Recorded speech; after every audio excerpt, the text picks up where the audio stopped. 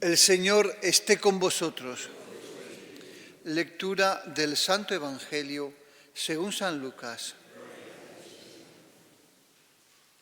En aquel tiempo, como algunos hablaban del templo, de lo bellamente adornado que estaba, con piedra de calidad y exvotos, Jesús les dijo: esto que contempláis, llegarán días que no quede piedra sobre piedra, que no sea destruida. Ellos le preguntaron: Maestro, ¿cuándo va a ser eso? ¿Y cuál será la señal de que todo eso está para suceder? Él dijo: mirad que nadie os engañe, porque muchos vendrán en mi nombre diciendo: yo soy, o bien, está llegando el tiempo. No vayáis tras ellos. Cuando oigáis noticias de guerras y de revoluciones, no tengáis pánico, porque es necesario que eso ocurra primero, pero el fin no será enseguida. Entonces les decía: se alzará pueblo contra pueblo y reino contra reino. Habrá grandes terremotos y en diversos países hambres y pestes. Habrá también fenómenos espantosos y grandes signos en el cielo. Pero antes de que todo eso, os echarán mano, os perseguirán, entregándoos a las sinagogas y a las cárceles, y haciéndoos compadecer ante reyes y gobernadores por causa de mi nombre. Esto os servirá de ocasión para dar testimonio. Por ello, meteos bien en la cabeza que no tenéis que preparar vuestra defensa, porque yo os daré palabras y sabidurías a las que no podrán hacer frente ni contradecir ningún adversario vuestro. Y hasta vuestros padres y parientes y hermanos y amigos os entregarán, y matarán a algunos de vosotros, y todos os odiarán a causa de mi nombre. Pero ni un cabello de vuestra cabeza perecerá. Con vuestra perseverancia salvaréis vuestras almas. Palabra del Señor.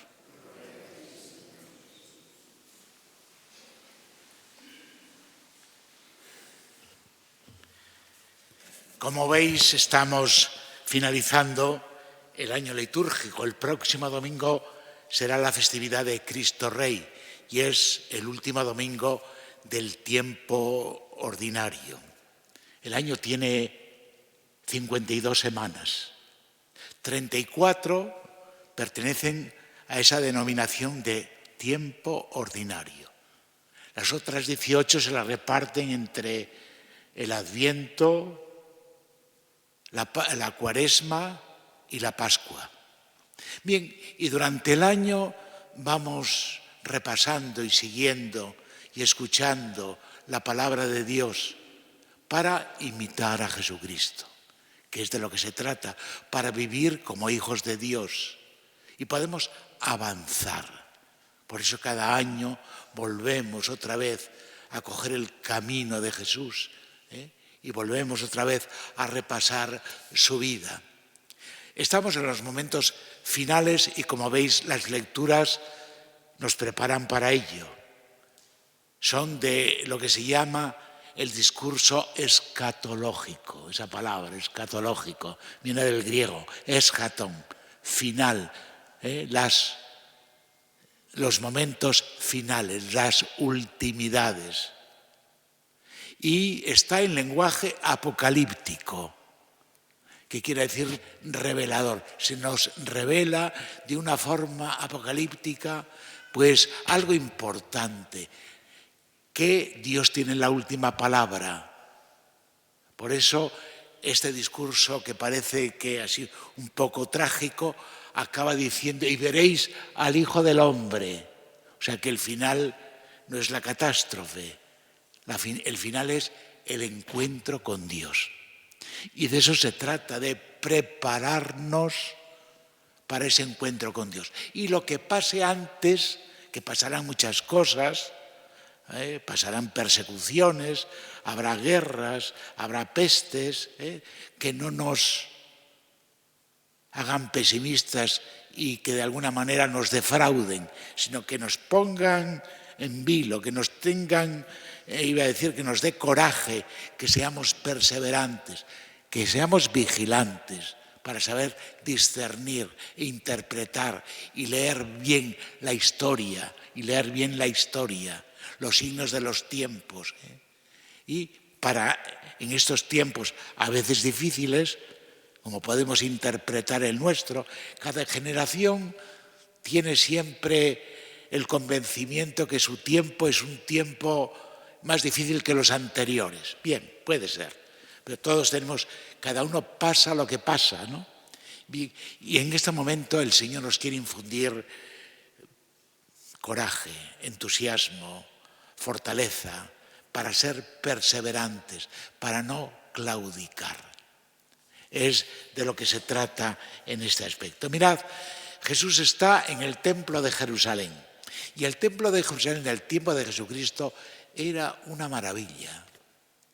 Herodes el Grande, para congraciarse con los judíos, había embellecido el templo de una manera casi, iba a decir, llamativa. Era quizá lo más bonito del mundo en aquel entonces, de piedra blanca, y tenía láminas de oro cubriendo los frontis de los diversos edificios, sobre todo del edificio central que se llamaba el Sancta Sanctorum. Y habla el Evangelio precisamente de eso, que todos estaban de alguna manera admirados de la belleza del templo, bellamente adornado, que estaba con piedra de calidad y los esvotos. Y Jesús les dice, esto que contempláis no quedará piedra sobre piedra. 46 años había echado Herodes el Grande en embellecer el templo. Y le dicen, esto que han tardado los albañiles y los trabajadores en construir 46 años, ¿tú lo vas a destruir y luego edificar en 3 días? ¿De qué hablas? ¿No? Le dicen a Jesús. Pues le dice, pues la profecía se cumplió.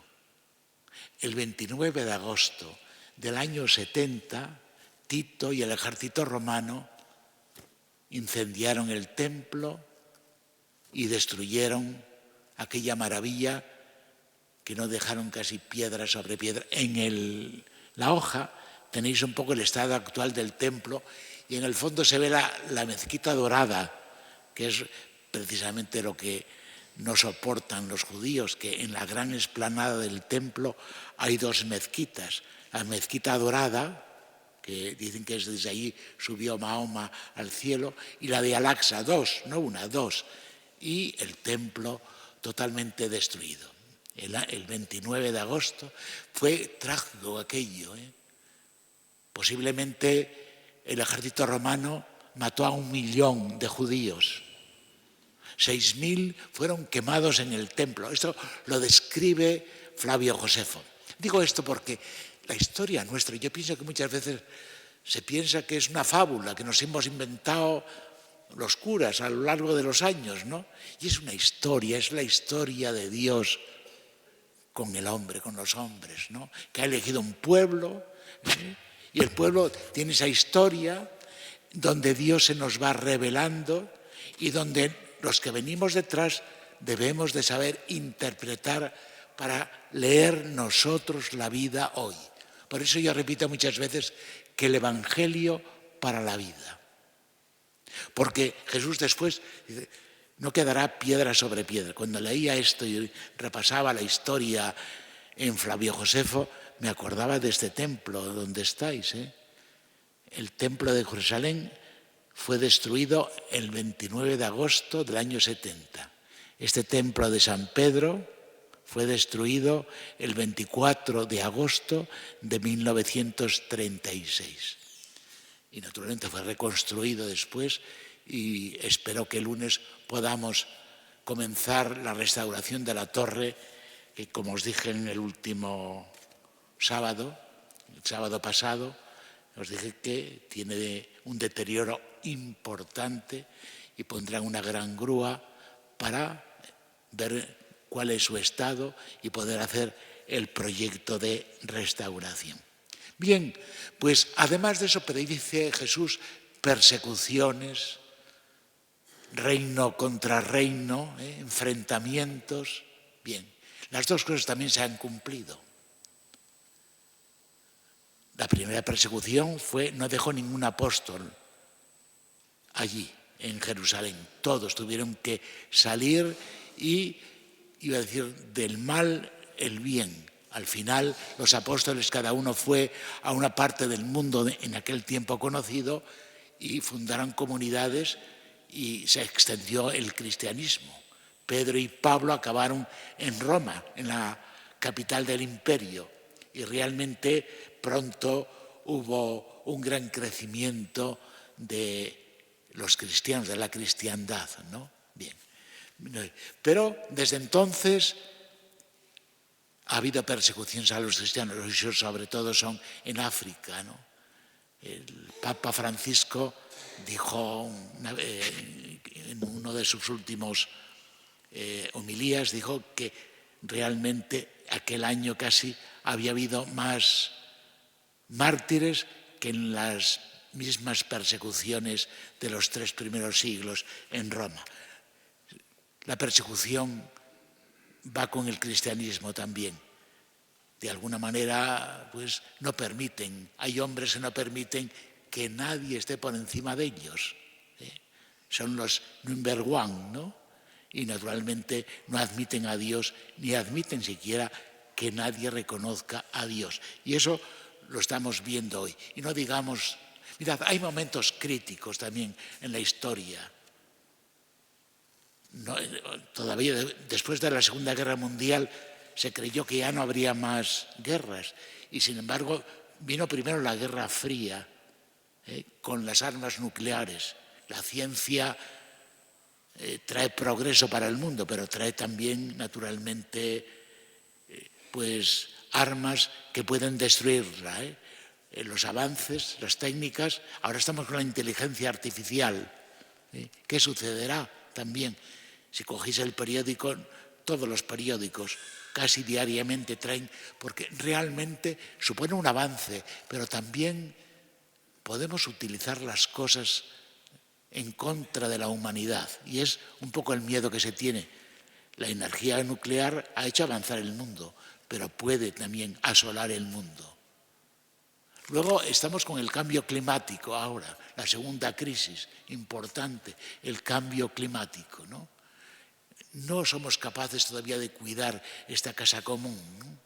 De alguna manera los avances pues también pueden destruir, de ahí el grito que en concreto Francisco, el Papa Francisco con su encíclica Laudato Si, bien, pero como veis no hay acuerdo, no se logra un acuerdo para que este planeta azul donde todos tenemos que convivir y habitar, pues lo cuidemos para que de verdad todos podamos vivir. Sin embargo, unos viven mejor, otros viven peor, y los que viven más prósperamente suelen ser los que más contaminan este mundo, ¿no?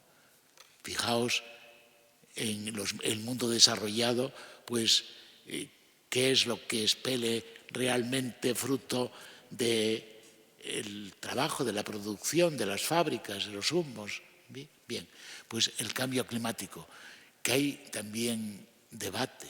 Realmente estamos pasando por un momento crítico que nos va a llevar a un futuro peor, o es simplemente un cambio más, que el cambio climático es una línea ondulada, tiene momentos difíciles y abruptos y tiene otros momentos, no sé, se debate. Pero a mí me interesa más, estamos en un momento crítico social. La última noticia es que las clases medias en casi todas las naciones están sufriendo un descenso importante. Se está pasando de la clase media a la clase pobre en este aspecto. Y el último informe FOESA, si lo habéis visto, por lo menos habéis tenido noticia, habéis visto en las noticias en la televisión, y si leéis el periódico habéis encontrado ahí todavía más detalles, estamos sufriendo un momento bajo. Y las clases medias son las que de alguna manera regulan la convivencia, y hacen que no haya tanta distancia entre los que tienen mucho y los que apenas tienen nada. Este es el grave, porque los desequilibrios sociales, pues naturalmente crean realmente enemistades, crean violencias, al final pues puede de alguna manera destallar los enfrentamientos. Nosotros mismos estamos sufriendo un enfrentamiento social importante en esta España nuestra, que lo estamos viviendo.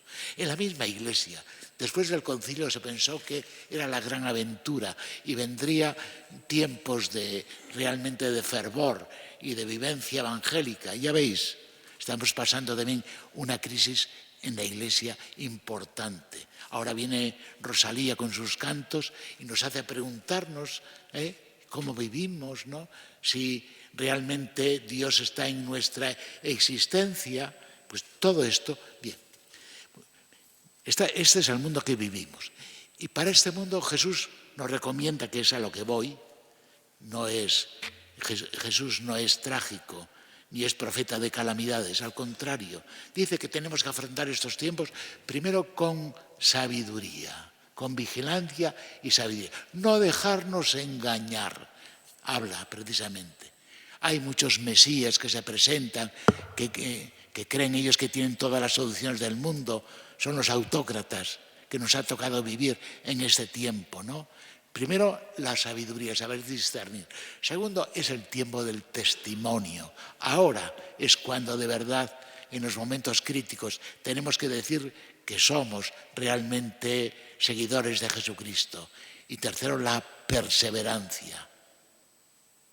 Así acaba el Evangelio de hoy. Con vuestra perseverancia salvaréis vuestras almas.